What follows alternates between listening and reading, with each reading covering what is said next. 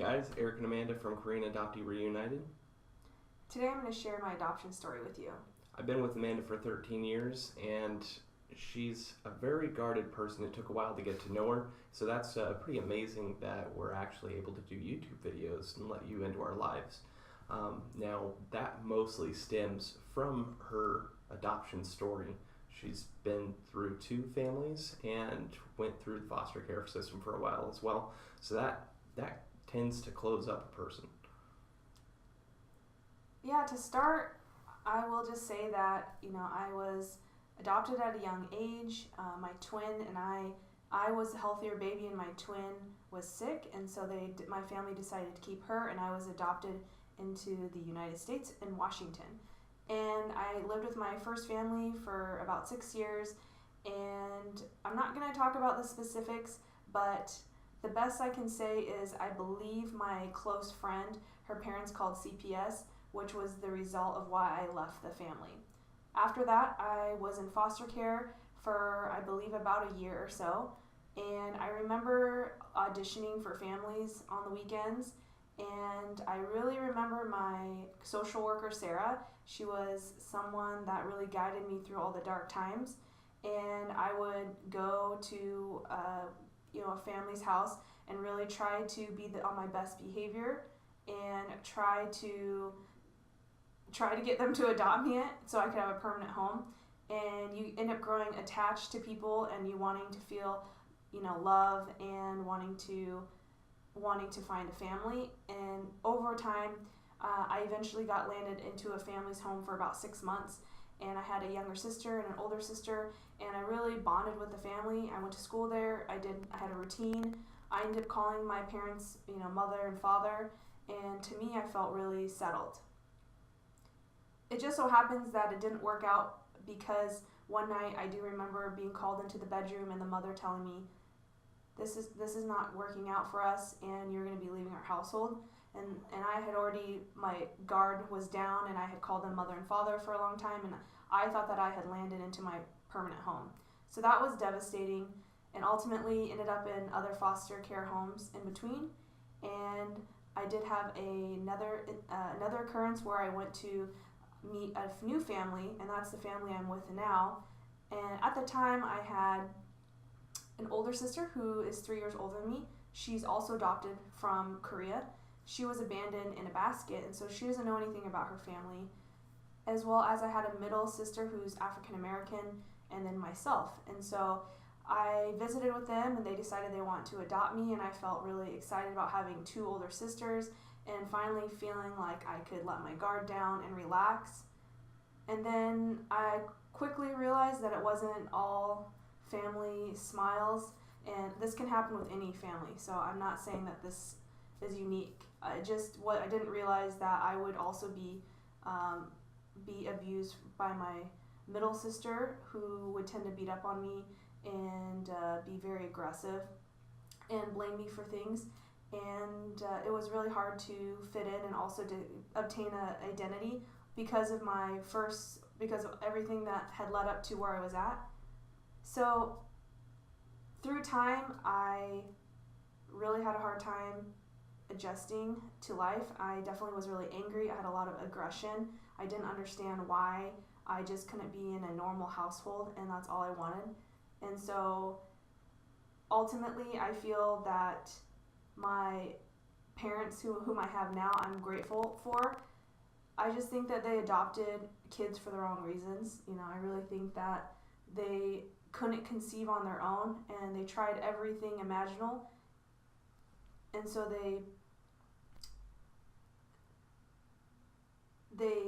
thought that the best thing would be to adopt kids naturally, but what they didn't know is that it's not what they thought it would be. Yeah, I think that they liked the idea of having kids, but your mom, I think, more liked doing stuff, going on vacations and stuff like that, and she made comments about being able to go on more vacations if she hadn't adopted the kids. And I've witnessed outbreaks of her being pretty aggressive as well, and it's just unfortunate.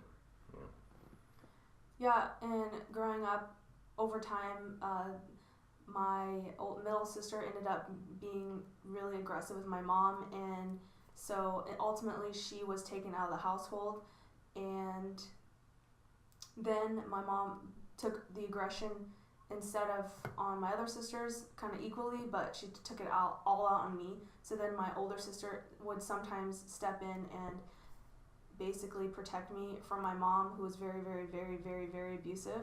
And I try to have a relationship with her, but it's hard for me to overlook some of the things she's done and said. And part of my journey to Korea has been wanting to connect with a family that really truly wants me and really wants to get to know me and just, spend fun time together. Yeah,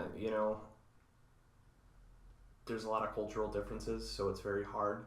But from the first moment that we saw them last year, you could just tell that they instantly loved Amanda. Her mom looked for her for a long time and then was told by the social services that she should wait until she was 18. And Amanda was never told that, so then we didn't look until we were about 30. But you could just instantly see that connection. Yeah, and I just joined a lot of the Korean Adoptee social media Facebook groups, and I've just witnessed, everyone has a different story. And I'm presenting mine merely just, so people just have that other recognition of someone else's experience. But I definitely feel like everyone is really brave for posting really personal stories, memories, feelings, and I just really give credit to everyone that feels comfortable sharing, because it's really difficult when you do feel isolated. You don't have anyone with the same background that can understand you.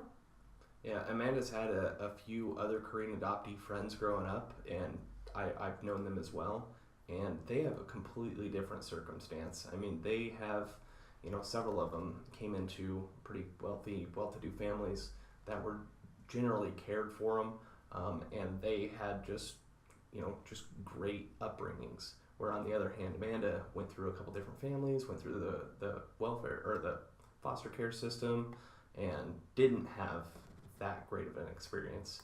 So, you just can't really relate.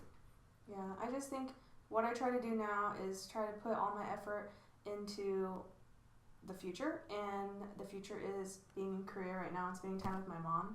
I still call my adoptive family every so often just to keep the connection going, but for the most part, I think Korea has really helped with the healing.